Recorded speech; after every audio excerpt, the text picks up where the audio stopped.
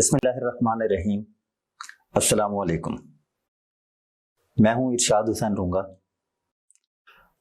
Talk today programme के साथ आज एक मरतबा फिर आपकी खिदमत में हाजिर हैं। आज वज़ीर आला पंजाब ने reach to every door program का इफ्तिताह किया है। वो लोग जो वैक्सीनेशन से रह गए थे उनको वैक्सीनेट किया जाएगा। दूसरी जानिब पाकिस्तान ने बड़े तवील अरसे के बाद इंडिया की ऐसी फैंटी लगाई है कि कश्मीर समेत बांग्लादेश में भी पाकिस्तान की जीत का जश्न मनाया गया। कल पूरे पाकिस्तान और दुनिया में यौम यकजहती कश्मीर मनाया जाएगा और इस दिन को यौम सियाह के तौर पर मनाया जाएगा। 72 साल कब कश्मीरियों को मिलने वाला इस तस्वाब राय जो उनका हक है, जो उनकी आज़ादी को पामाल किया जा रहा है, उस पर रैलियां निकाली जाएंगी, एहतजाज किया जाएंगे और पाकिस्तान की इस वक्त तमाम सियासी जमातें हुकूमत के खिलाफ और महंगाई के खिलाफ एहतजाजों पर है, धरने दिए जा रहे हैं। ताजिर बिरादरी इस्लामाबाद पहुंची हुई है, वहां पर वो भी धरना दिए हुए हैं और पीडीएम ने भी अपनी तहरीक तेज कर दी, जबकि बिलावल भुट्टो जरदारी ने भी 29 अक्टूबर से महंगाई के खिलाफ एक बड़े एहतजाज का ऐलान कर दिया है। ये है हमारे आज के मौज़ूआत, इन्हीं पर हम गुफ्तगू करेंगे। हमारे साथ रहिएगा।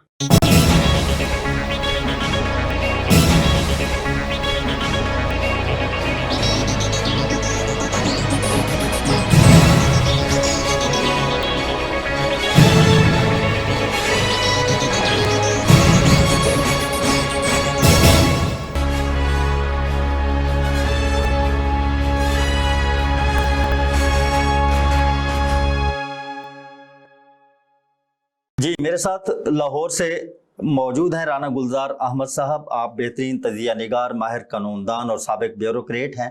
जबकि लिया से आज हमारे साथ प्रोग्राम में मौजूद रहेंगे फरीदुल्लाह चौधरी साहब। आप जियो टेलीविज़न और डेली डॉन के नुमाइंदा हैं लिया से और लिया की सहाफ़त में एक बड़ा नाम है। मेरे दोनों मेहमानों को अस्सलाम वालेकुम। वालेकुम अस्सलाम।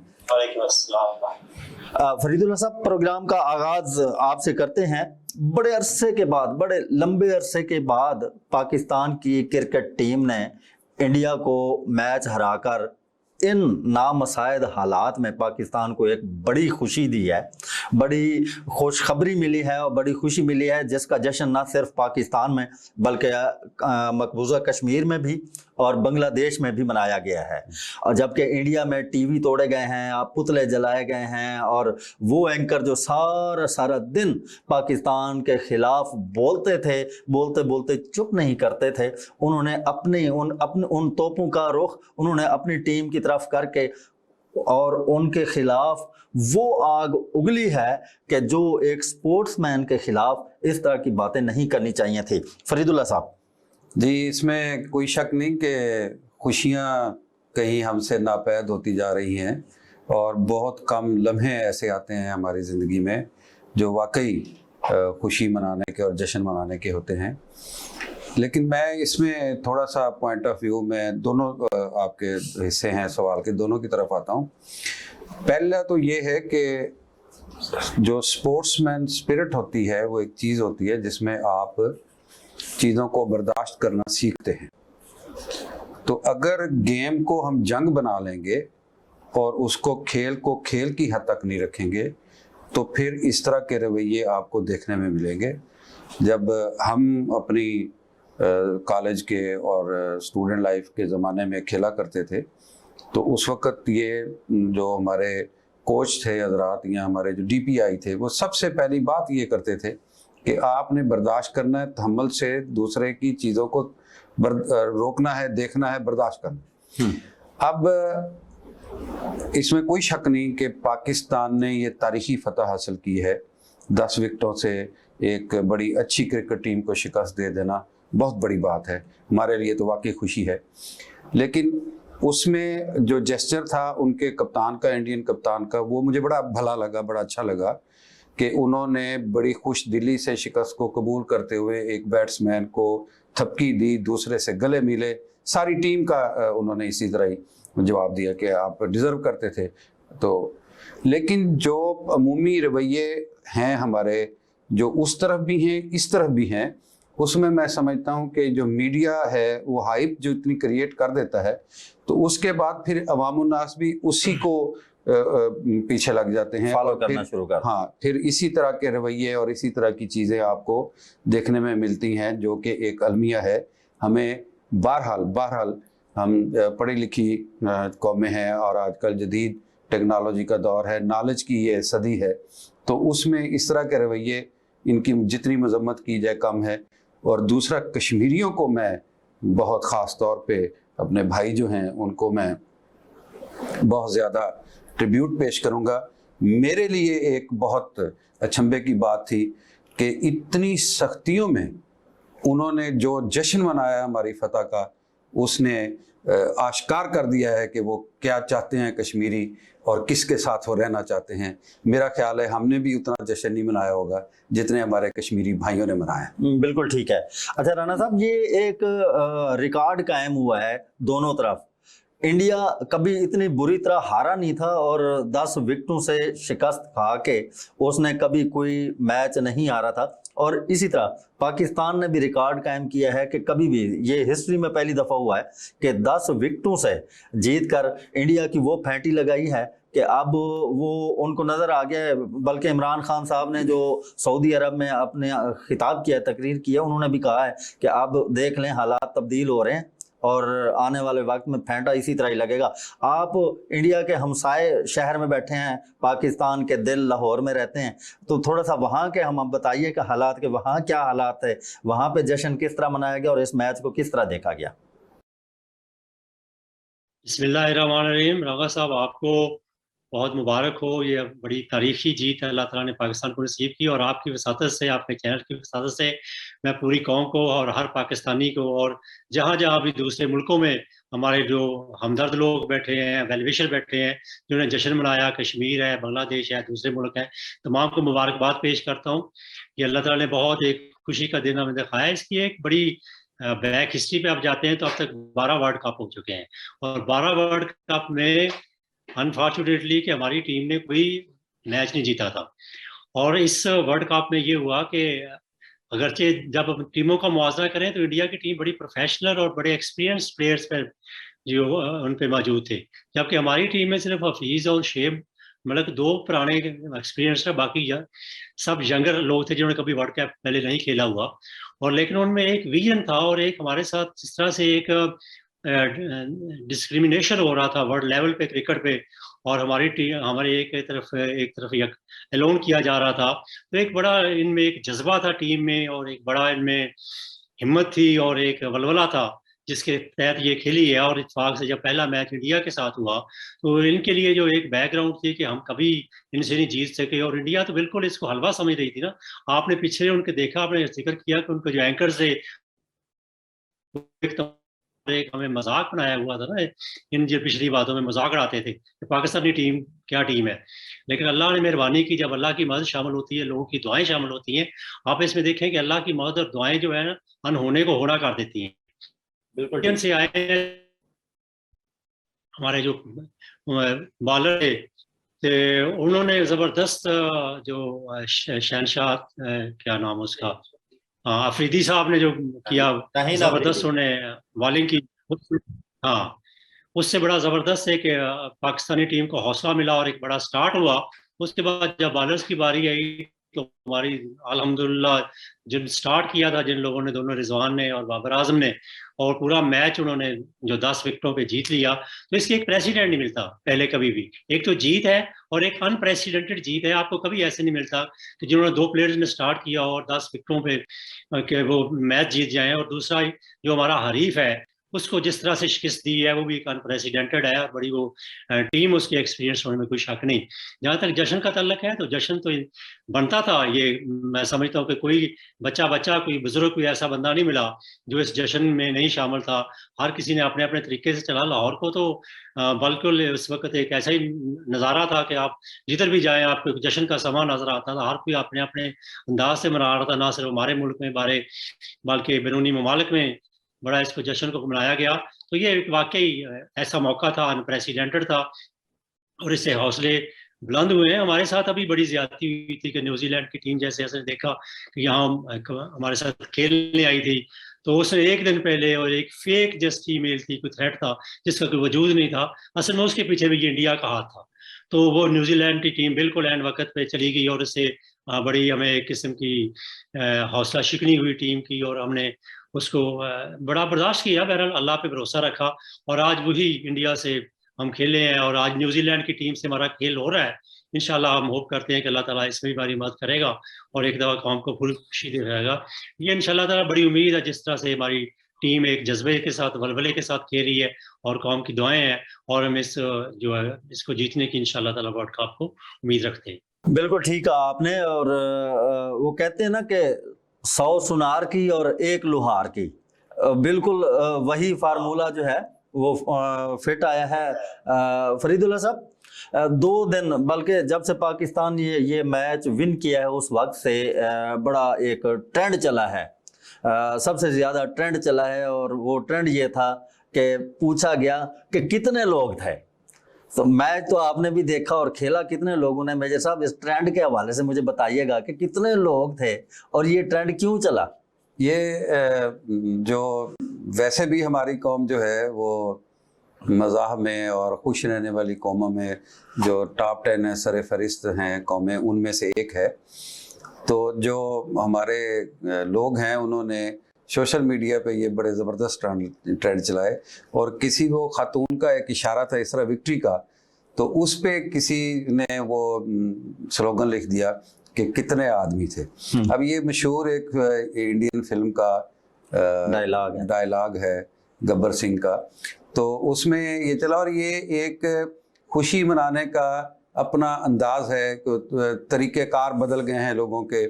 अब ज़्यादातर लोग कंप्यूटर पे बैठे होते हैं, सोशल मीडिया से वो लगाव है उनका, तो लगे होते हैं। तो सोशल मीडिया पे जो इस किस्म के ट्रेंड चले हैं, उसमें पाकिस्तान ने उनकी, मेरा ख्याल है जो हमारी वो था बदला, जो हमें मौका मिल गया उनसे, उनके जो एंकर पर्सन थे वहाँ, जो जिस तरह की वो बात कर रहे थे, जिस तरह अभी गुलजार साहब ने कहा कि तमाम तर अंदाज़ों के बिल्कुल बरखिलाफ ये रिज़ल्ट आए।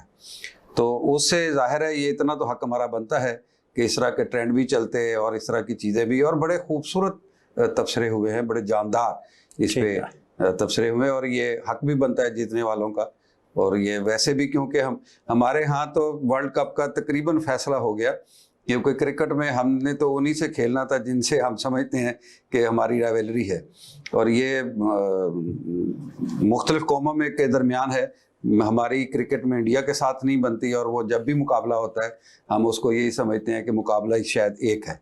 तो हमारे हिसाब में तो क्योंकि हम वर्ल्ड कप जीत गए उस दिन, जिस दिन हमने इंडिया को मात कर दिया, तो उस पर इस तरह के तबसरे और खुशियाँ, और उससे अंदाज़ा हुआ कि ये लोग कितनी हमारी कौम जो है ये विटी है।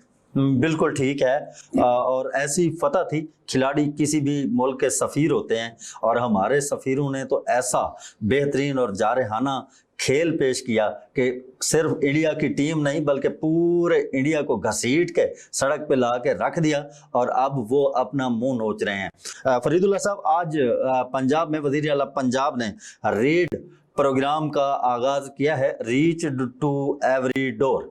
वो लोग हर घर में पहुंच के मुहिम चलाई गई है कि घर घर में पहुंच के लोगों को वैक्सीनेट किया जाए, उनको कोरोना की वैक्सीन दी जाए। और लिया की मैं अगर बात करूं तो लिया में पहली डोज 8 लाख अफराद को दी जा चुकी है, जबकि दूसरी डोज 2 लाख अफराद को दी जा चुकी है। ये 12 नवंबर तक चलनी है मुहिम जो है, और 12 साल तक जो है वो 12 साल से ऊपर जो बच्चे हैं उनको भी दी जाएगी। और टारगेट रखा गया है कि रोज़ाना की बुनियाद पर पूरे पंजाब में 10 लाख अफराद को उनके घरों में पहुंचकर वैक्सीनेशन दी जाएगी। इससे क्या फ़ायदा होने वाला है, राणा साहब आप ज़रा बताइएगा कि इससे क्या तब्दीली आएगी, क्या फ़ायदा होगा, और कितने लोग इससे मुस्तफ़ीद होंगे।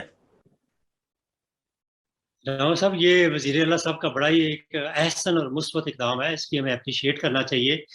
हुकूमत ने, इसमें कोई शक नहीं कि कोरोना की इस वबा से निपटने के लिए जो वैक्सीन थी उसमें पूरा किया और उसके लिए फैसिलिटेट किया लोगों को। हम भी जाते जब लगवाने गए तो वहाँ पे वाकई बड़े ज़बरदस्त इंतजाम थे और पूरे पंजाब में वैक्सीन की कमी नहीं आई और स्टाफ की कमी नहीं आई। हुकूमत ने अपना पूरा भरपूर रोल किया और इसी वजह से आप देखते हैं कि आज इस वबाई मरज से काफ़ी जो है कमी वाक़या हो चुकी है। तो इसका एक ही इलाज है, अभी बहुत सारे लोग आ रहे हैं जो कोरोना में मुबतला हो रहे हैं, तो उसकी वजह ये है कि जो कमी की वजह से आई है। तो वैक्सीन पे अभी लोग अनफॉर्चुनेटली कई लोगों का अभी तक ये कॉन्सेप्ट क्लियर नहीं है कि इससे कितने फायदे हो रहे हैं और कितना हमें बेनिफिट होगा, और खुदा न खास्ता अगर किसी को वबा आती है तो उसमें कितना ज़्यादा डिफेंसिव बंदे की एक जो पावर है वो कितनी बढ़ जाती है। तो इस लिहाज से अभी तक बहुत सारे लोग हैं जो वैक्सीनेटेड हुए, करोड़ों के हिसाब से बल्कि मुल्क में लगाएं तो भी लोग जो जिनकी वैक्सीनेशन रिक्वायर्ड है, तो ये एक और फैसिलिटेशन करने के लिए अपनी जगह पे जो सेंटर है वो तो काम करते रहेंगे, उन सेंटरों को बंद नहीं किया गया, बल्कि उसके अलावा ये एडिशनल एक फैसिलिटी दी गई है। आप घर घर जाएं और वहाँ पे पहुँच के इसको जो है वो बाकायदा लोगों तक पहुँचाएं। और इससे जैसे कि 12 साल तक के जितने बच्चे वैक्सीनेट हो जाएंगे, जब ऐसा हो जाता है जितनी वैक्सीनेशन ज़्यादा होती जाएगी उतने हम सेफ होते जाएंगे। और ये जो कोरोना की मर्ज है, ये कोई वायरस ख़त्म नहीं हो गया, इसकी अभी चौथी लहर की बातें हो रही हैं और इसने अगले साल फिर मामलात ऐसे हो सकते हैं। तो ये एक ही इसका हल है कि पूरी कौम ज़्यादा से ज़्यादा वैक्सीनेटेड हो, और वज़ीर आला का ये इकदाम है जो बड़ा मुस्बत है और इसके बड़े अच्छे रिजल्ट आने के इम्कानात हैं कि मैक्सिमम लोग जब वैक्सीनेट हो जाएंगे और उतने ही लोग ज़्यादा महफूज हो जाएंगे। तो ये मैं इसको बहुत अप्रिशिएट करता हूँ और बड़ा इस आसन इकदाम करता हूँ। बिल्कुल ठीक है। फरीदुल्लाह साहब, क्या वजूहात थी? अवेयरनेस का फुकदान था, या लोग डरे हुए थे जो वैक्सीन लगवाने से आज भी डरते हैं और वो वैक्सीन नहीं लगवाते? कुछ ऐसे भी हैं जो बिल्कुल सेंटरों के साथ हैं, जा सकते हैं, लगवा सकते हैं। आप क्या समझते हैं वजह क्या थी कि लोगों क्यों नहीं पहुंचे और हुकूमत को ये मुहिम क्यों चलाना पड़ी? एक तो इरशाद साहब, ये इसमें कोई शक नहीं कि ये बहुत बड़ी एफर्ट है और इसको जितना खराज तहसीन हमें पेश करना चाहिए उतना ही कम है। मैंने एज ए मीडिया पर्सन अपनी रिपोर्टिंग के दौरान ये वबा की जो रिपोर्टिंग की है उसमें ये अजीब व गरीब लोगों का रवैया देखने में आया कि पोलियो में जिस तरह हमने देखा है कि पोलियो वर्कर जो आपकी नस्ल नौ को अपाहज होने से बचाने आते हैं उनको आप गोलियां मार देते हैं। इसी तरह इस उसमें ये हुआ कि लोगों ने इसके मुतल्लिक बहुत सी अफवाहें फैला दी, जबकि साइंटिस्ट और डॉक्टर्स ये कहते थे कि इसका एक ही हल है कि आप या वैक्सीन करा लें या आप इसकी एहतियाती तदाबीर इख्तियार करें। लेकिन हमारे जो मौलाना हजरात थे और हमारे जो हुक्मा थे और फिर हम भी पूरी कौम जो है वो, हम डॉक्टर भी हैं, हकीम भी हैं, आप किसी बीमार को पूछने चले जाएं तो एक मशवरा आप ज़रूर उसको दे देते हैं, चाहे उस पर वो लगता हो या ना लगता हो। तो इसमें बुनियादी तौर पे हमारी जो हम सुनी सुनाई पे एतबार करते हैं और हम अपना गुफ्तगू का किसी के एनालिसिस नहीं कर पाते, उसी वजह से इसके लिए बहुत सा माहौल जो है वो ख़राब कर दिया गया। फिर इस तरह की बातें हुई कि आप सना मक्की ले लें या कोई फ़लाँ टोना कर लें या फ़लाँ इस्तिखारा कर लें। इसमें वो जो हमारे लोग हैं वो ज़्यादा बिलीव करते हैं, डॉक्टरों की उन्होंने बात कम सुनी है। हम अपने शहर की अगर बात कर लें तो उस वक़्त तक लोग इसको बीमारी ही नहीं समझ रहे थे जब तक हमारे वो डॉक्टर भट्टी साहब, अल्लाह ताला उनको जन्नत फिरदौस में जगह अता फरमाए, रमज़ान भट्टी साहब कोरोना से चल बसे तो फिर लोग सीरियस हुए कि भाई ये कोई वबा है, बीमारी है। तो इस तरह लोगों को जो हमारे सोशल मीडिया पे इस तरह की गुफ्तगू हुई, फिर इस तरह की अफवाहें फैलाई गई, फिर उसके जो टोने थे और जो हकीम बता रहे थे कि आप फ़लाँ कावा पी लें, आप फ़लाँ कावा पी लें, उस पे लोग ज़्यादा तवज्जो कर गए, तो इस पे नहीं वैक्सीन पे आए। जबकि इसका वाहिद हल ही ये है कि आप समाजी फ़ैसला कायम रखें, आप मास्क का इस्तेमाल करें और वैक्सीन लगवाएं।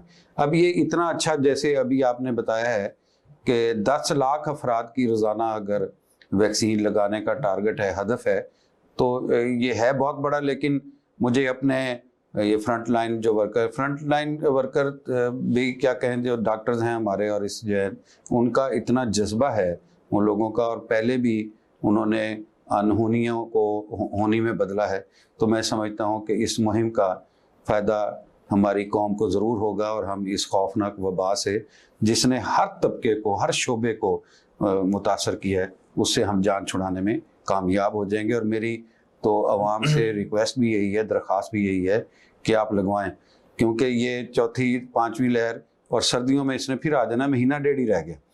तो जब जितने लोग ज़्यादा वैक्सीन करा लेंगे उतनी उनके बीमार होने के चांसेस कम हो जाएंगे, होंगे ज़रूर, लेकिन उनकी जो मोर्टेलिटी रेट है या उनके जो ख़त्म होने की वो है, वो चांसेस कम हो जाएंगे। वो डॉक्टर कहते हैं कि 10 गुना कम होते हैं चांस अगर आप वैक्सीनेटेड हैं। जी, छोटी सी ब्रेक लेते हैं, वक्फे का टाइम हो गया। ब्रेक के बाद दोबारा वापस आएंगे और यहीं से हम अपने प्रोग्राम का सिलसिला जोड़ेंगे। हमारे साथ रहिएगा।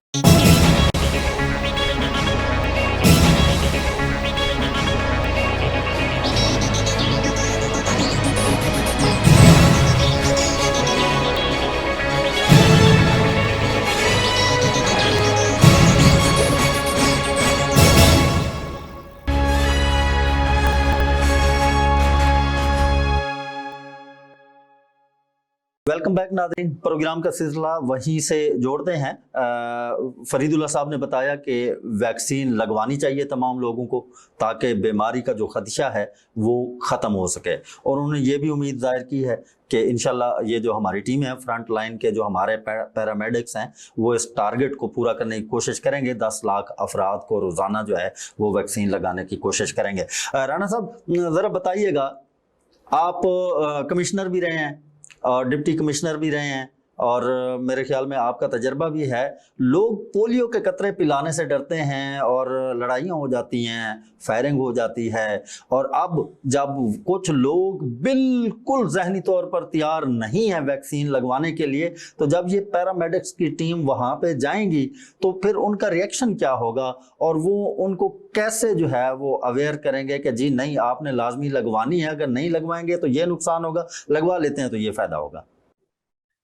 ये जो पोलियो है, ये पूरी वर्ल्ड में आपको पता है कि पोलियो फ्री एक कैंपेन चलती है और पाकिस्तान में इसको रिपीट किया जा रहा है बार बार।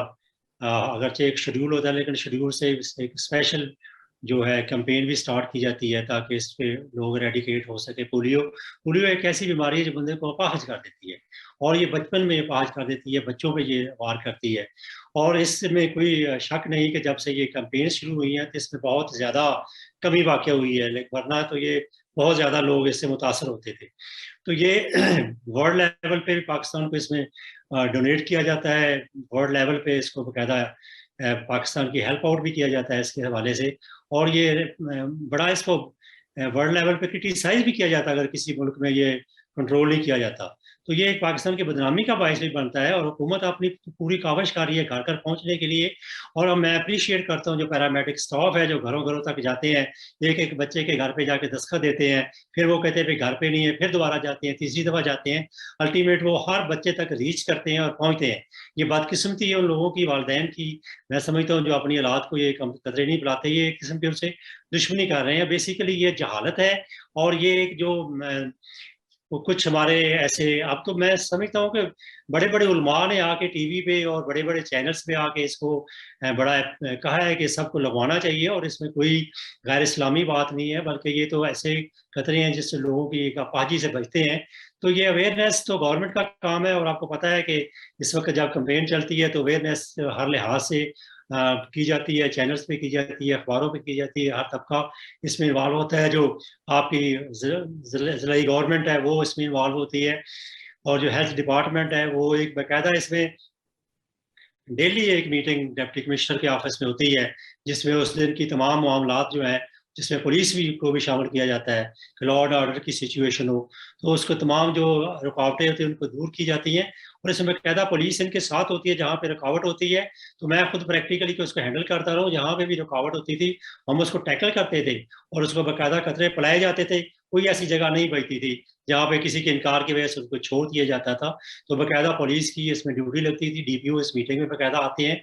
तो ये गवर्नमेंट की तरफ से एक बड़ा अच्छा अरेंजमेंट है, अगरचे इसके बावजूद भी लोग कहीं स्किप कर जाते हैं, जो कि बड़ी अनफॉर्चुनेट है, और वो अपने बच्चों का नुकसान कर रहे हैं। लेकिन इसके जो फ़ायदे हैं उसमें कोई इनकार नहीं कर सकता, और ये इनकी रीच है वो भी बहुत ज़्यादा है, अपने टारगेट अचीव करते हैं लोग। बिल्कुल ठीक है फरीदुल्लाह साहब, ये एलिमेंट्स कहाँ से आ जाते हैं? जैसे अब आपने भी सुना होगा, मैंने सुना, राना साहब ने सुना कि वैक्सीन लगवाने से जो है बस वो 2 साल बाद जो है वो लोग मरना शुरू हो जाएंगे, या इस तरह की बेहुदा जो बातें हैं, जो लोगों को डराया जा रहा है, ये इस तरह के कहाँ से ये पैदा हो जाते हैं? ये एलिमेंट्स कहाँ से आ जाते हैं? अवेयरनेस क्यों हमारी कम होती है? हम नेगेटिव एलिमेंट पे फौरन अमल करते हैं और उसको हम पिक कर लेते हैं, जबकि अच्छाई की बात की तरफ हम तवज्जो ही नहीं करते, उस तरफ जाना ही नहीं चाहते। ये इरशाद साहब माइंडसेट की बात है। लोग जाहिर है इस तरह की अफवाहों पे और हमारे जैसे मुल्क में बहुत ज़्यादा जाते हैं, करते भी। ये जो 2 साल का है, ये जिस साइंसदान से मंसूब करके ये सोशल मीडिया पे बात चलाई गई थी, उस साइंटिस्ट ने खुद ये तरदीद कर दी है कि ऐसी मैंने कोई बात नहीं की थी, और खुदा न खास्ता ऐसी कोई बात है भी नहीं। लेकिन जब आप इस लेवल पे अफवाहें फैलाएंगे, और तालीम की रेशो जो हमारे यहाँ है वो 50% से भी कम है, तो जो तलीम याफ्ता जहन नहीं है, अगर उसका तजर्बा भी नहीं है, तो वो सुनी सुनाई बात पे ज़्यादा जाता है। जिस आपने मुझसे कर दी, मैंने आगे पहुँचा दी, उससे आगे चली गई। तो ये जब लोगों में आम तौर पे फिरती है, और ख़ास तौर पे सोशल मीडिया जो है वो बहुत बड़ा टूल साबित हुआ है इसमें, अफवाह साजी में। और उसने ऐसी अफवाहें फैलाई हैं कि जो एज ए मीडिया पर्सन हम लोगों को बहुत दिक्कत पेश आई उसके रिबटल में, उसकी तरदीद में, और लोगों को समझाने में कि ऐसा कोई मसला नहीं है, ऐसी कोई कबाहत नहीं है इसको लगवा लेने में। आप ये देखें कि दूसरी वैक्सीन लगवाने के लिए भी उन्होंने कुछ ऐसी अफवाहें फैलाई हुई थी कि जो पहली है वैक्सीन वो शायद हल्की डोज लगाते हैं, और दूसरी डोज जो है वो भारी लगाते हैं, और उसके लगते ही फलां बंदा मर गया है। तो इस तरह की जो अफवाहें हैं, जब वो किसी के साथ फ़ोटो भी लगा दें कि बंदा मरा पड़ा है, तो उसके साथ ये लिख दिया जाए कि जनाब ये जो है इस वजह से मर गया है, तो फिर जाहिर है लोग डरते भी हैं। और फिर एक ऐसी वीडियो भी सोशल मीडिया पे उन दिनों चली कि पहले तो ये खौफ था ना कि उसको हाथ नहीं लगाते थे लाशों को या आगे पीछे, लेकिन रशियन डॉक्टर्स ने इसको ये इनिशिएटिव लिया, और उन्होंने इसकी ऑटोप्सी करनी, जिसे पोस्टमार्टम कहते हैं, वो रिसर्च के लिए उन्होंने करना शुरू किया। तो उसकी वीडियो उन्होंने चला दी, और उस पर पीछे एक आवाज़ थी कि जनाब ये देखें कि लाशों का कितनी बेहुरमती हो रही है, और ये लोग कर रहे हैं हमारे से, ये चीज़ें निकाल के बेची जा रही हैं। तो इस तरह की जो छोटे छोटे वीडियो क्लिप थे और चीज़ें थी, उन्होंने फिर लोगों को कहीं ना कहीं मुतासर किया है। तो इसमें मैं समझता हूँ कि हमारे मीडिया का, और जो उलमा हैं हमारे, और जो पढ़े लिखे लोग हैं, अखबार नवीस हैं, ओपिनियन मेकर हैं, उनका किरदार इसमें सबसे ज़्यादा बनता है। और उनको हमेशा ये वाज के तौर पे ये बात करनी चाहिए कि इसमें ऐसी कोई कबाहत नहीं है। फिर ऐसा ऐसा जाके ये चीज़ें क्लियर होगी। जैसे राना साहब ने बताया कि कानून की अमलदारी भी है कि, और ये पोलियो कतरे पिलाने में कि इंतज़ामिया भी मुतहरक हुई, मीडिया भी मुतहरक हुआ, उलमाए कराम भी मुतहरक हुए, फिर जाके एक माहौल बनना शुरू हुआ है। इसी तरह आप जो ये आपने वो बात की थी, इस पर बहुत अच्छा काम हमारी सूबाई हुकूमत कर चुकी है। घर घर जाके पहले उन्होंने सर्वे किया है कि कितने बंदों को वैक्सीन लग चुकी है, पहली डोज लगी है, दूसरी डोज लगी है, इस तरह का काम उन्होंने कर लिया। और अब जो अवेयरनेस है, मेरा ख्याल है उसका लेवल इतना है कि लोग अब खुद भी चाह रहे हैं कि इसको लगा लिया जाए, क्योंकि पाबंदियां हैं सर्टनली कि आप शादी हाल में नहीं जा सकते, आप बस में नहीं बैठ सकते, आप सिनेमा में नहीं जा सकते, आप एयर ट्रैवल नहीं कर सकते, ट्रेन का टिकट नहीं मिलेगा जब तक ये चीज़ें सारी मिला के एक माहौल बन गया है कि अब ये लोग वैक्सीन लगवा रहे हैं। और वैक्सीन अपना एक्सपीरियंस शेयर करता हूँ कि मैं जब ये वैक्सीन लगाने के लिए गया, एक्सपो सेंटर मेरे घर के पास ही है, तो उस वक्त भी क्योंकि स्टार्ट था, अभी बड़ी इस तरह की बातें हो रही थी नेगेटिव इसके बारे में। तो मैं जब गया तो वैक्सीन जो लड़का लगा रहा था, तो मैंने कहा भाई कहाँ के रहने वाले हो? कहता लैया के रहने वाला हूँ जी। मैं कहा यार मैं लिया ढूंढ रहा हूँ, तो आपसे मेरा फिर खास तल्लक है, जरा आप एक खुफिया बात मुझे बता दें जरा, क्या इसका कोई फायदा है कि नहीं यार, या जो लोग जो कहते हैं इसका कोई नुकसान है, तो आप मुझे वैसे स्किप कर देना। तो कहता सर मैं आपको बताऊं कि ये वैक्सीन कहाँ से आई है, मैं कि चाइना से आई है। कहता चाइना से हमारे कैसे ताल्लुकात है, मैं कहा हमारा बड़ा दोस्त है, हमारा बड़ा वेलविशर है, बड़े अच्छे ताल्लुकात है, ट्रस्ट लेवल बड़ा अच्छा है। कहता कि वो हमें गलत चीज तो नहीं दे सकता ना। तो उसने हमें चीज दी तो अच्छी दी, उसने अपनी कौम को भी लगाई और हमें भी लगाई, और आज तक डॉक्टर्स भी लगा रहे हैं, तो इसलिए इसका फायदा ही है। मैं क्या फिर लगाओ आप, मुझे भी लगाओ। तो ये इस तरह के लोगों में शुरू में थे, लेकिन अब बहुत अवेयरनेस हो चुकी है। लेकिन अदरवाइज अनफॉर्चुनेटली मैं जाती तौर पे लोगों को जानता हूँ जिन्होंने पैसे हजार हजार रुपया दे के और वो सर्टिफिकेट बनाया और अपने आप को शो किया कि लगाई है, और ऐसे मैं दर्जनों लोगों को जानता हूँ। ये बड़ी एक बदकिस्मती की बात है। आपके चैनल से मैं मैसेज देना चाहता हूँ कि अल्लाह के वास्ते ये ना करें, ये अपने साथ आप दुश्मनी कर रहे हैं, अपने बच्चों के साथ दुश्मनी कर रहे हैं। तो आप ना इससे बाज आ जाए, और जो जिन लोगों ने अभी नहीं करवाया, जिस तरह से हरकत की है, वो अपने आप को लेके जाएं और लगवाएं इसको बगैर। जी बिल्कुल ठीक है, आपने लगानी चाहिए। और बसूरत दीगर जिस बंदे को भी थोड़ा सा नज़ला और बुखार होता है और डॉक्टर को शक पड़ता है कि इसको कोरोना है और उसकी वैक्सीनेशन नहीं हुई है, तो कोरोना का जो टीका लगाते हैं वो एक एक टीका 10,000 का है। और वो गरीब बंदा जिसको हफ्ते में 3 दिन 500 की मजदूरी मिलती है और उसको वो 10,000 वाले 3 टीके लगवाने पड़ जाएं तो फिर आराम आ जाता है। तो इस सब से बचने के लिए चाहिए आप सब लोगों को कि आप वैक्सीन करवाएं और इससे डरें मत। कोई नहीं मरता और ना ही ये मरने के लिए लगाई जाती है, ये बचाने के लिए लगाई जा रही है और लगाई जाएगी। उनके साथ ताउन भी किया जाए।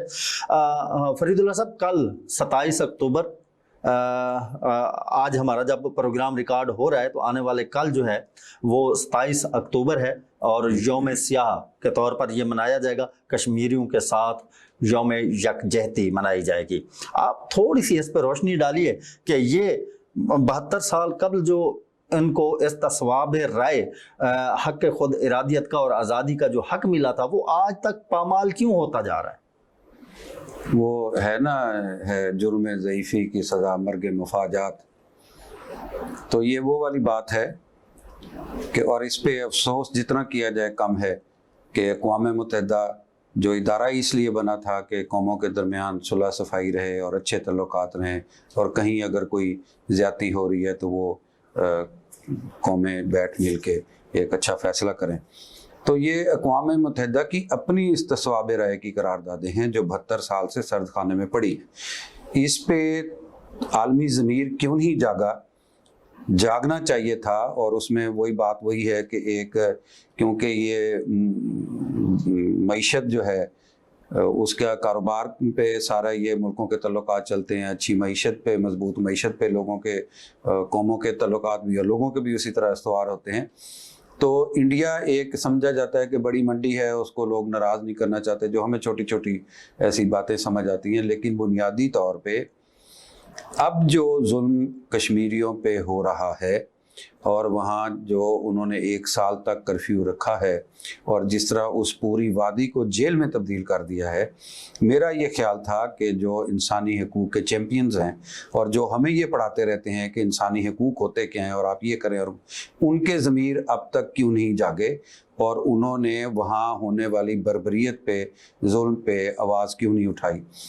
अगर ये कल जैसे हम यौम इज़हार यकजहती या यौम स्याह के तौर पे मनाएंगे तो ये हम, मेरा ख्याल है वो जो कमज़ोर ईमान की निशानी है कि कम तरीन खिदमत है जो हम उनकी कर रहे हैं।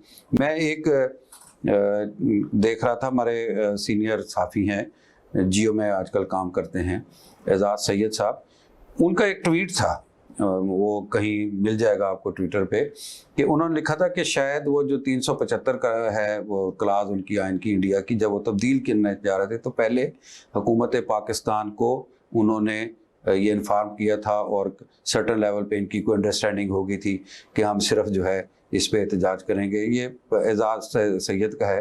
अगर ऐसा है तो इससे तो बड़ी कोई गलत बात हो नहीं सकती, क्योंकि हमारे तो दिल कश्मीरियों के साथ धड़कते हैं और हम हमेशा उसको, और क़ायद आज़म का फरमान है जबकि कश्मीर हमारी शहरग है तो हम तो उसको अपनी शहरग समझते हैं और वाक़तन है भी। और कल परसों जो हमारी फतह पे जिस तरह का जश्न कश्मीरी भाइयों ने मनाया। और जिस कदर खौफ की फ़िज़ा है, वहाँ इतने कश्मीरी शहरी नहीं हैं जितने वहाँ वो फ़ौजी हैं, उसके बावजूद जिस तरह का उन्होंने मनाया, तो मेरी तो पूरी अक़वाम मुत्तहिदा से भी ये अपील है, ख़ास तौर पे इस्लामी दुनिया से, कि हम 54 मुल्क हैं और हर चौथा शहरी मुसलमान है इस दुनिया का। तो हमने भी उस तरह आवाज़ नहीं उठाई, सिवाय तुर्की ने या मलेशिया ने, और किसी ने आवाज़ नहीं उठाई। ना OIC का इस तरह का इजलास हुआ जिसमें इंडिया को ये बतलाया जाता और अक़वाम मुत्तहिदा से मुतालबा किया जाता कि ये आप ही की करारदाद हैं जिस पे अमल दरामद होना है और ये मुतनाज़ा इलाका है।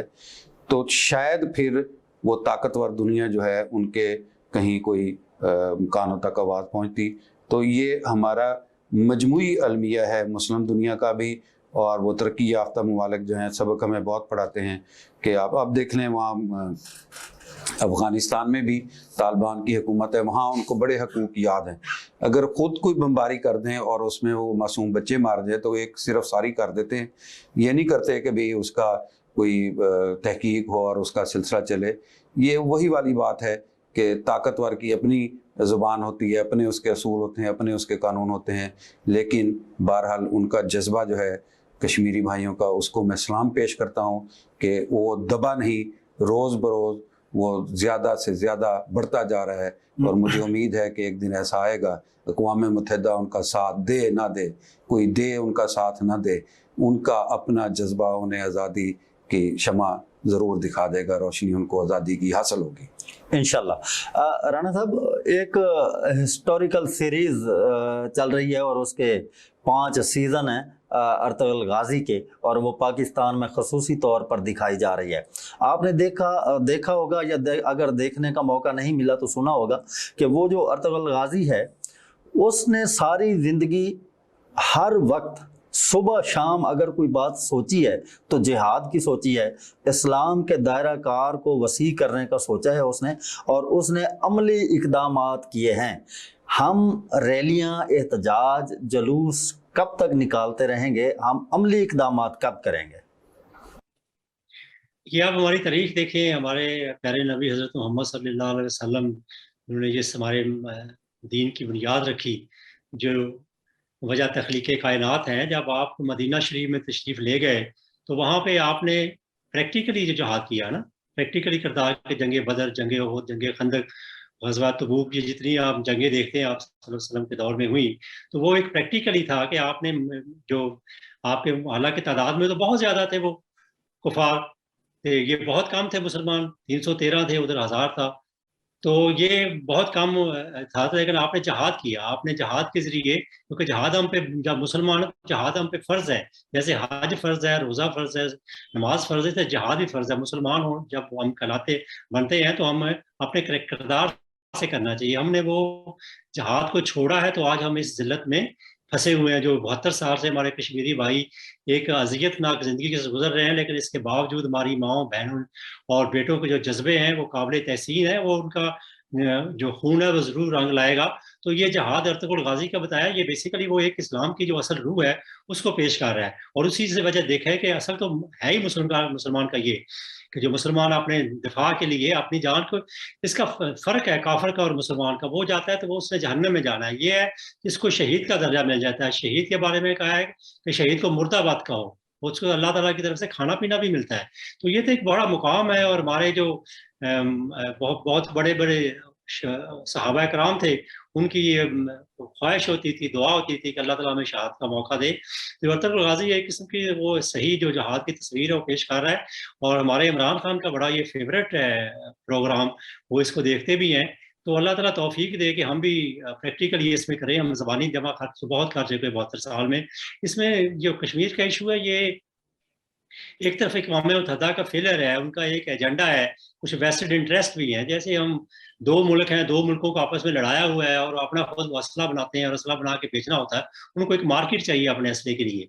एक तरफ तो अपना वो वेस्टेड इंटरेस्ट देते हैं, इंडिया को भी असला बेचते हैं, पाकिस्तान को भी असला बेचते हैं, और इसमें अपना ज़र मुबादला करते हैं, और हम अपने वसाइल उन पे ज़ाया करते हैं। दूसरी तरफ इंडिया और पाकिस्तान को, इंडिया को भी सोचना चाहिए कि हम बजाय अपने वसाइल, अपनी गुर्बत को मिटाने के लिए, अपनी बच्चों को तालीम और सेहत की सहूलियत देने के लिए, हम एक दूसरे को अपनी दफा को मजबूत करने के लिए लगाए। इंडिया का तो अब दफा इतना ज्यादा आगे बढ़ गया है उसकी कि आप अंदाजा नहीं कर सकते कि उसने भूल गए हैं कि हमारे लोग भूखे मार रहे हैं, गुर्बत से मार रहे हैं, तालीम नहीं है, सेहत नहीं है। वो कहती नहीं, असले में हम दौड़ से हमने सबसे आगे जाना है, हमने पता नहीं क्या फतह करना है, और ये पाकिस्तान अल्लाह के नाम पे बना है, ये फतह नहीं हो सकता। और कश्मीर का जो इस्तेसला बनाए का जो उन्होंने राइट करारदाद पास की है, हर साल जब असेंबली का इजलास होता है और सलामती कौंसिल का होता है तो ये अंडे पे आता है और बड़ी इस पे बहस होती है और पाकिस्तान अपना मौकफ पेश करता है। तो मैं समझता हूँ कि अगर ये इस वक्त ये मसला जो है इस वक्त जिंदा है, और ये कश्मीरियों की वजह से जिंदा है, उनके खून की वजह से जिंदा है, जो उन्होंने कुर्बानियां दी हैं, उनकी माओ बहनों और बेटियों ने, हम बिल्कुल उनके साथ हैं। हमारे दिल जो है खून के जो है आंसू रोता है जब हम देखते हैं कि उन किस जुर्म की चीजें, लेकिन राजे तहसीन पढ़ते हैं उनके हौसलों को। अभी साल से ज्यादा हो गया है कि वो एक कैदो सोबत की जो जिंदगी कर्फ्यू वहां लगा हुआ है, और इंडिया क्या गेन कर रहा है सिवाय जलालत के, कुछ गेन नहीं कर रहा है। वहां पे अपने फौजी मरवा रहा है, वहां पे अपनी पूरे वर्ल्ड लेवल पे लानते ले रहा है, अपने वसाइल जाया कर रहा है, अपनी कौम के जो बच्चों के मुंह से नवाले छीन के वहां जाया कर रहा है। तो पाकिस्तान को भी अपना, अगरचे हर जगह पे आवाज तो वो उठाता है, लेकिन जिस तरह से मैं समझता हूँ कि आज तक हमें ये अपना रोल अदा करना चाहिए था, हमें भी इसमें एक इस तरीका से रोल होना चाहिए था कि मजबूर हो जाती वर्ल्ड कम्युनिटी और अपने इस्लामी ब्लॉक जो है इसको इस हद तक इत्तेहाद में लाना चाहिए था कि ये OIC बकायदा अपना एक रोल प्ले करती। ये हमारे लिए भी लम्हा फिक्रिया है, पाकिस्तान के लिए और पूरी इस्लामी दुनिया के लिए, और वो जो बड़े लंबरदार बने हुए हैं अवामी हकूक के, इंसानी हकूक के, सब के लिए, यहाँ सबको नजर नहीं आ रहा कि क्या हो रहा है। असल में ये वेस्टर्न एजेंडा है, ये वेस्टर्न इंटरेस्ट है, और ये एक लॉबीज हैं वो काम कर रही हैं। और पाकिस्तान जो है वो भी आप जो है मैं समझता हूँ कि हुकूमतों के अपने वेस्टेड इंटरेस्ट में अपनी हुकूमतों को जो है प्रोलॉन्ग करने के लिए, उनको कायम रखने के लिए अपने फ़राइज़ से गफलत के मुर्तकिब हैं।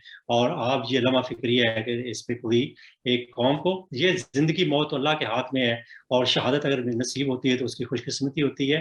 तो इसको बिल्कुल जहाद से पीछे नहीं हटना चाहिए, और इसका हाल जो है वो जहाद ही है, और वो जहाद ही कर रहे हैं जो कश्मीरी, वो जहाद कर रहे हैं। वो जो भी इस मौत में आता है वो शहीद शहादत का मर्तबा लेता है, और जन्नत में हम देखेंगे तो बहुत सारे कश्मीरी लोग होंगे। बिल्कुल ठीक है। फरीदुल्लाह साहब, बंदूकों के साए में उन्होंने पाकिस्तान की फतह पर घरों से निकलकर तशद्दुद का सामना करते हुए जश्न मनाया और पाकिस्तान के साथ खड़े हो गए। और जिस तादाद में वो खड़े हुए हैं और जिन हालात में वो पाकिस्तान के साथ खड़े हुए हैं, आप क्या समझते हैं आने वाले कल पाकिस्तान की कौम उनको इसका जवाब किस तरह से देगी और हम उनके साथ किस तरह खड़े होंगे? जी, यही इरशाद साहब एक्चुअली उनका जो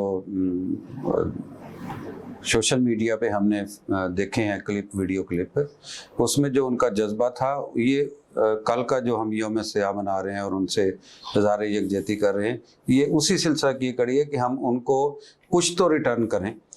तो उनका बुनियादी तौर पे, जैसे गुलजार साहब ने कहा है, ये जज्बा ही उनका इतना आला है और इतना बढ़िया है कि वो उनसे आज़ादी छीनेगा इंडिया से, ये रुकते नहीं हैं। हमने मकदूर भर जो हमें कोशिश करनी चाहिए, जो हमें हिस्सा डालना चाहिए, हम इंशाल्लाह ताला, मुझे उम्मीद है, पहले भी हमारा जो शहर है उसमें तो हम देखते हैं, खुद देखते रहे हैं कि वो जोक दर जोक लोग आते हैं, बच्चे भी आते हैं, स्टूडेंट भी, सारे नौजवान भी, कारोबारी तबका भी, सारे लोग इज़हार यकजहती करने के लिए बाहर निकलते रहे, पूरे मुल्क में निकलते रहे। कल मेरा ये ख्याल है कि जिन लोगों ने वो उनकी मूवीज़ देखी हैं और क्लिप्स देखे हैं, तो हमारे लिए ये उनको एक दोबारा उनका शुक्रिया अदा करने का बेहतरीन मौका है कि हम उनके साथ इज़हार यकजहती के लिए कल निकलें, और हर रैली में जो हर शहर गांव निकलनी है, उसमें कम्युनिटी और वो जो समाजी तबकात हैं सारे, वो उसमें शरीक हों। बिल्कुल ठीक है। राणा साहब, तहरीक लबैक को तो हुकूमत ने किसी न किसी तरह हैंडल कर लिया है, और बात फिर महंगाई पे आकर रुक गई। और इस वक्त पाकिस्तान की तमाम जो ताजिर बिरादरी है, जो सबसे ज़्यादा मुतासर हुई, और उनसे ज़्यादा मुतासर फिर अवाम है, और ताजिर बिरादरी इस वक्त इस्लामाबाद में मौजूद है, वो भी एहतजाज कर रहे हैं। PDM ने भी अपनी तहरीक तेज़ कर दी है, और बिलावल भुट्टो जरदारी ने भी 29 अक्टूबर से महंगाई के खिलाफ एक बड़े एहतजाज का ऐलान कर दिया है। आने वाले हालात में क्या होने जा रहा है, आप इसको किस नज़र से देखते हैं? ये महंगाई का जिन है, जिनको बड़ा ये दावा करते हैं कि इसको बोतल में बंद कर दिया जाएगा, लेकिन ये बिल्कुल इस पर कंट्रोल नहीं हो रहा। अगरचे हुकूमत की जो सतह पे भी हर कोई कैबिनेट का मेंबर है, कोई वजीर आजम से लेके उसके MP MNA तमाम जितने भी लोग हैं, तमाम इसका बरमला इजहार कर रहे हैं कि महंगाई बहुत हो गई है, लेकिन जो तावीलें दे रहे हैं वो बिल्कुल गैर मुनासिब है और बिल्कुल उनमें लॉजिक कोई नहीं है। ये हुकूमत का फ़र्ज़ है कि आपने आवाम को एक रोज ऐसे ज़राए मुहैया करें जिनके कम अज़ कम 2 वक़्त की रोटी तो गरीब बंदा खा सके। उनके लिए इस कदर महंगाई ना कर सके कि वो एक बेसिक अपनी नीड जो रोटी है उससे भी महरूम हो जाए। इस वक्त लोगों के जो हालात हैं वो बड़े मैं समझता हूँ कि दर्दनाक हैं और बड़ा मुश्किल हो गया हर फैमिली के लिए अपने घर को चलाना, अपने बजट को चलाना। तो ये हुकूमत रियलाइज करते हुए लेकिन प्रैक्टिकली कोई स्टेप नहीं ले रही है। हुकूमत एक ऐसे मोड़ पे आके खड़ी है जिसमें IMF के सामने उसने बिल्कुल अपने आप को सरेंडर कर दिया है। अभी आप देखेंगे कि अभी आप 1 जुलाई पहली आ रही है 1 नवंबर, तो अभी फिर एक और पेट्रोल पंप गिरने का जो खदशा जाहिर किया जा रहा है। तो ये एक अपोजिशन को जाहिर है ऐसे मौके जब मिलते हैं, अपोजिशन का काम है कि वो अवाम की जो आवाज़ है वो हुकूमत के जो ईवानों तक पहुँचाए कि ये इस वक्त तक जो अवाम है वो इस किस चक्की में पिस रहे हैं। तो एक तो उनका अपना भी होता है, अपोजिशन का एजेंडा होता है, ज़ाहिर है उनकी मुखालफत पार्टी होती है, उन्होंने उनकी जो नालायकियाँ हैं उनको आगे लाना होता है, जो उनके इस दूसरी तरफ अपने आप को लाना है। लेकिन अनफॉर्चुनेटली ये है कि हुकूमत अगरचे अपनी चीज़ें प्रोटेस्ट तो कर रही है, लेकिन अपोजिशन भी जो प्रोटेस्ट कर रही है, लेकिन वो भी कोई लाहे अमल नहीं दे रही इसमें ये किया जाए। अब जो IMF है वो इसके बावजूद इतना कुछ करने के बावजूद भी IMF ने हमें तक अभी तक वो वुसअत इशारा नहीं दिया, हमें किस्त नहीं दी, हमें पैसों के उसी चक्कर में डाला हुआ है और हमें डू मोर के हवाले से चल रहे हैं। डू मोर जितना करते जाएंगे उतनी महंगाई बढ़ती जाएगी और अल्टीमेट क्या होगा कि आज तो सिर्फ और निकल रही हैं ये पार्टियां निकल रही हैं, फिर हर बंदा भूखा जो होगा वो भूख से मरता क्या करेगा, वो बाहर सड़कों पे निकलेगा। इतना तूफान आएगा आवाम का कि ये हुकूमत से संभाला नहीं जाएगा, जिसका आगे देखा जा रहा है, ये नजर आ रहा है। अगर यही गवर्नमेंट का रवैया रहा होगा सफेद पोश बंदे के लिए तो इस वक्त बड़ा मुश्किल है अपने बच्चों को तालीम देना, स्कूल भेजना, खाना पूरा करना, अपना बजट पूरा करना। ऐसे लोग सफेद पोश जिनकी तनख्वाहदार तबका है, जिनका बजट एक महदूद है, वो खा प्राइवेट सेक्टर में है या वो पब्लिक सेक्टर में है, जिनको पता है कि हमारी एक बिल्कुल गिनती की एक आमदन है जो हमें महीने के बाद मिलनी है, उससे ज्यादा होनी नहीं है। तो वो आप एक दोगले जिसकी ज्यादातर मेजोरिटी 15,000 से लेके 25-30 हज़ार तक लगा देते, आप एक घर का लगा ले कि जिसने अपने बच्चे को 1-2 स्कूल भेजने हैं, जिसने रोटी खानी है, को बिल देना बिजली का, कैसे गुजारा करता होगा। ये रियलाइज करना चाहिए और ये बिल्कुल काबू आते नजर नहीं आ रहा है और इसके अगर इसी तरह ही रहा तो ये आवाम जरूर सड़कों पर निकलेगी। ठीक है, बिल्कुल ठीक है। अच्छा फरीदुल्लाह साहब, IMF ने पाकिस्तान से ये डिमांड रख दी है पाकिस्तान पे कि 2900 अरब डॉलर के जो असासाजात हैं वो IMF के अकाउंट में उनको मतलब गिरवी रख दिया जाए, कन्वर्ट कर दिया जाए। अब आप क्या समझते हैं कि किस किस चीज़ की बारी आने वाली है, एक बार। दूसरी बार राना सनाउल्लाह साहब ने 2 दिन पहले ऐलान कर दिया है कि जब नून लीग का जो एहतजाजी कारवान है वो इस्लामाबाद पहुंचेगा तो नवाज शरीफ साहब भी वहां पे आ जाएंगे और वो धरने में शामिल होंगे। वक्त भी ख़त्म होने वाला है, मैं चाहता हूं कि इन दोनों पॉइंट पे आप मुख्तसरन तो ये है कि 133% महंगाई बढ़ी है जो हुकूमत के अपने अदाद शुमार हैं। और जो मैं देखता हूँ कि अगर पेट्रोल बढ़ जाता था तो खाने पीने की अशिया इतनी तेज़ी से नहीं बढ़ती थी कि टमाटर और आलू भी 120 से क्रॉस कर जाए और खुरदरी तेल जो है वो 400 रुपये का लीटर हो जाए। तो इस तरह से ये जो तबका है हमारा, जो मीडियाकर लोग हैं, उनकी तो जान का अज़ाब बन गई है महंगाई। तो जो सियासी लोग होते हैं उन्होंने तो इसको कैश कराना ही होता है और इस तरह की कमज़ोरी उनके अगर हाथ आ जाए तो अगर वो अपना रोल अदा ना करें तो हम ये समझेंगे कि वो शायद लोगों से, आवाम से मुखलिस नहीं है। तो अगर वो आते हैं और पहले भी ये ताना भी उनको मिलता रहा है हुकूमत की तरफ से कि भी वो आए केस भुगतें अपने, तो वो अगर आ गए इसमें तो इनका वो हुकूमती वज़रा का वो बयानिया ही गलत साबित हो जाएगा और उनको ज़रूर आना भी चाहिए। दूसरी बात ये है कि जिस तरह गुलजार साहब ने इशारा किया कि बेसिमत है हमारी जो हुकूमत है, उसकी कुछ सिमत नहीं आ रही नज़र। अगर उसने जो हमारी इतलात ये हैं, ज़राए जो बता रहे हैं, जो हमारे दोस्त हैं वहाँ इस्लामाबाद में साफ़ी हल्के, वो बता रहे हैं कि हमने सरेंडर कर दिया और हमने तमाम शराइत मान ली हैं। अब बड़ी उनकी जो एक डिमांड है कि वो कह रहे हैं कि जितने आपके अकाउंट्स हैं जो मुख्तलिफ महकमों को आप फंड्स देते हैं वो दूसरे निजी बैंकों में जाते हैं, उसको आप ट्रांसफ़र करें ना इसमें स्टेट बैंक में, ताकि उनका ऑडिट भी प्रॉपर हो, तो वो उससे जो पैसे कमाते हैं उसके वो भी कम हो, उसमें वो 20 अरब के करीब कहते हैं कि वो मार्जिन आ जाता है जिसमें करते हैं। तो बात वही है कि आप क्योंकि बुनियादी तौर पे कमज़ोर हैं, और वो अंग्रेज़ी का है कि भी बेगर्स आर नॉट चूज़र, तो जो हम जो भीख मांगने वाले हैं उनकी शरायत हमें माननी ही पड़ेंगी। बिल्कुल ठीक।